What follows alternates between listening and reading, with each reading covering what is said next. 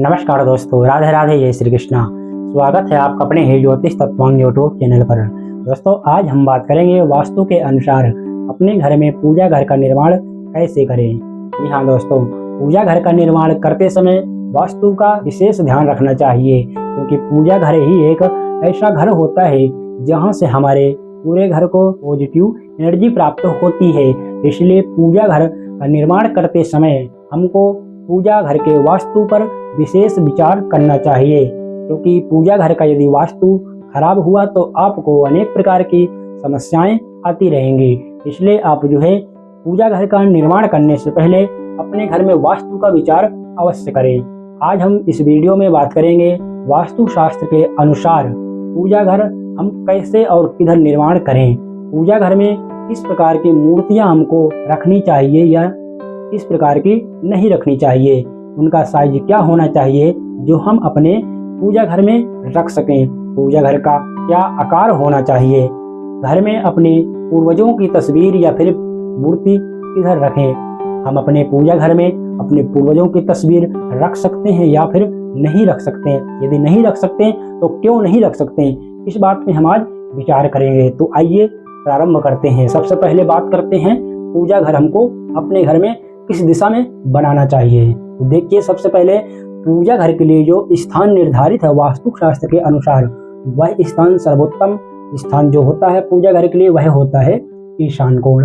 आप पूरब और उत्तर के बीच में जो ईशान कोण होता है, ईशान कोण में आप अपने पूजा घर का निर्माण करवा सकते हैं।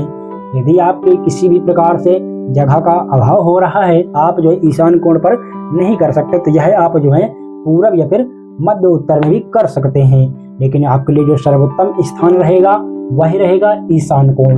क्यों रहेगा? क्योंकि ईशान कोण बहुत ही पवित्र जगह मानी जाती है, क्योंकि ईशान कोण में देवताओं का वास होता है। माता लक्ष्मी भगवान नारायण के साथ ईशान कोण में वास होता है। इसलिए आपको ईशान कोण में पूजा घर का निर्माण करना चाहिए। यह स्थान बहुत ही पवित्र माना जाता है, इसलिए यहाँ पर किसी भी प्रकार की गंदगी नहीं होना चाहिए। इसलिए इस स्थान को सदा पवित्र रखना चाहिए। इसके जो कारक होते हैं, यहाँ का जो अधिपत्य जिनको प्राप्त है वह होते हैं देवगुरु बृहस्पति। देवगुरु बृहस्पति एक सतोगुणी ग्रह हैं। ये जो होते हैं अध्यात्म के कारक होते हैं। इसलिए पूजा घर का निर्माण ईशान कोण पर किया जाना चाहिए। ईशान कोण पर पूजा घर बनवाना अति शुभ माना जाता है। कोई विशेष कार्यक्रम होते हैं जैसे किसी पर्व में, तो आप उन कार्यक्रमों को अपने ब्रह्म स्थान पर आयोजित कर सकते हैं। अब बात करते हैं आपको किस दिशा में नहीं बनवाना चाहिए। पूजा घर आपको कभी भी बेडरूम में नहीं बनवाना चाहिए, क्योंकि बेडरूम पर जिसको अधिकार प्राप्त होता है वह होता है राहु ग्रह को। राहु एक उग्र ग्रह है, साथ ही साथ राहु तमोगुणी ग्रह है। इसलिए आप यदि पूजा घर बेडरूम में बनाते हैं तो राहु का प्रभाव देवगुरु बृहस्पति पर होने से आपकी जो आध्यात्मिक जगत है या फिर आपका जो अध्यात्म चिंतन है उसमें कहीं ना कहीं विकृतियां आपको अवश्य ही आएंगी। इसलिए आपको बेडरूम में पूजा घर नहीं बनाना चाहिए। साथ ही साथ राहु ग्रह का जब प्रभाव देवगुरु बृहस्पति पर आता है, तो बृहस्पति होते हैं जो संतान और धन के कारक होते हैं।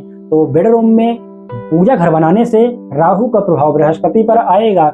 इसलिए आपके संतान से संबंधित या फिर धन से संबंधित और अध्यात्म से संबंधित इन कार्यों में आपके राहु का प्रभाव देवगुरु बृहस्पति पर पड़ने के कारण आपको अनेक प्रकार की समस्याएं आती रहेंगी। इसलिए आपको कभी भी बेडरूम बैठक में पूजा घर नहीं रखना चाहिए। यदि पूजा घर आप रसोई में करते हैं, क्योंकि कई लोग सोचते हैं कि हम रसोई में कर लेते हैं क्योंकि रसोई तो पवित्र जगह होती है, लेकिन आपको रसोई में भी नहीं करना, क्योंकि रसोई का जो अधिपत्य प्राप्त है वह है शुक्र ग्रह को प्राप्त। जो भी तेल मसाला आटा आदि जो रसोई में उपयुक्त सामान होते हैं उनका अधिपत्य प्राप्त है शुक्र ग्रह को। शुक्र ग्रह एक रजोगुणी ग्रह है।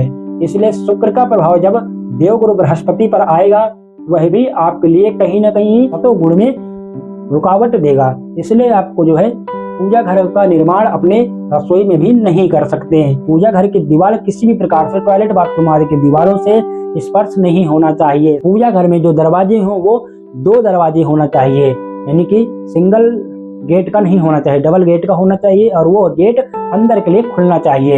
यह वास्तु के अनुसार आपको मंदिर का निर्माण करना चाहिए। उपयुक्त जगह आपके लिए ईशान कोण या फिर आप पूर्व या फिर उत्तर में बना सकते हैं। सेकंड ऑप्शन, आप स्टडी रूम में भी अपना पूजा घर बना सकते हैं, लेकिन सर्वोत्तम आपको महत्व यहाँ का देना चाहिए। पूजा घर का रूम या तो आप वर्गाकार या तो फिर आयताकार कर सकते हैं। आयताकार करने के लिए आपको ध्यान रखना है कि उसकी लंबाई से चौड़ाई दोगुना नहीं होना चाहिए। पूजा घर की ऊंचाई अन्य रूमों के समान ही होना चाहिए। पूजा घर का फर्श आपका सफेद संगमरमर पत्थर का हो तो आपके लिए उत्तम माना जाएगा।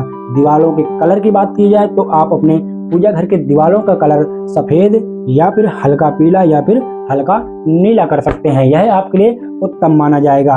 अब हम बात करते हैं कि आपको अपने पूजा घर में मूर्तियां किस प्रकार से रखनी चाहिए। देखिए, आप जो है अपने पूजा घर में हमेशा सात्विक मूर्ति ही रखें, जैसे कि भगवान नारायण की मूर्ति हो गई, भगवान राम की मूर्ति हो गई, भगवान कृष्ण की मूर्ति हो गई, या फिर माता दुर्गा की मूर्ति हो गई, बालाजी की मूर्ति हो गई। इस प्रकार जो सात्विक गुण प्रधान देवी देवता हैं उनकी मूर्ति आपको अपने पूजा घर में रखना चाहिए। इन मूर्तियों को हमको पूजा घर में नहीं रखना चाहिए। आइए इस पर भी बात करते हैं। दोस्तों, हमको कभी भी कोई भी मूर्ति हो, यदि खंडित हो गई हो, थोड़ी ही क्यों ना टूट गई हो, तो उस मूर्ति को हमको पूजा घर में नहीं रखना चाहिए। उस मूर्ति को किसी जल में प्रवाहित कर देना चाहिए। किसी प्राचीन मंदिर से प्राचीन प्रतिमा लेकर के भी हमको अपने पूजा घर में नहीं रखना चाहिए। पूजा घर में खड़ी मूर्ति की अपेक्षा बैठी हुई मूर्ति ज्यादा शुभ मानी जाती है, इसलिए आप कोशिश कीजिए कि बैठी हुई मूर्ति ही आप अपने पूजा घर में रखें। मूर्ति की साइज जो है वह 9 इंच से अधिक नहीं होना चाहिए। 9 इंच से कम साइज जो है उत्तम मानी जाती है। आप जो है पूजा घर में कभी भी अपने पूर्वजों की मूर्ति या फिर प्रतिमा भी नहीं रख सकते, क्योंकि पूजा घर में आप जो है देवताओं को ही स्थान दे सकते हैं। अपने पूर्वजों की तस्वीर आप जो है नैऋत्य कोण में लगा सकते हैं। पूजा घर में पितरों की तस्वीर रखना अशुभ माना जाता है, क्योंकि पूर्वज हैं तो आप उनका मान सम्मान कीजिए। उनकी तिथि में उनका श्राद्ध आदि जितने भी कर्म हैं वह आपको करना चाहिए, लेकिन इंसान की तुलना कभी भगवान से नहीं की जा सकती, क्योंकि इंसान मृत्यु होने के बाद पंच तत्व में विलीन हो जाता है और देवी और देवता जो होते हैं सदा अजर और अजन्मा है। इसलिए आपको विशेष रूप से ध्यान रखना है, किसी भी प्रकार के मंदिर आदि में आपको अपने पूर्वजों की प्रतिमा या फिर तस्वीर नहीं रखना। दोस्तों, कुछ इस प्रकार से पूजा घर के निर्माण करने के लिए वास्तु का विचार करना चाहिए। यदि वीडियो पसंद आई हो तो चैनल को सब्सक्राइब करें, लाइक करें, कमेंट करें और अपने इष्ट मित्रों को जरूर शेयर करें। धन्यवाद।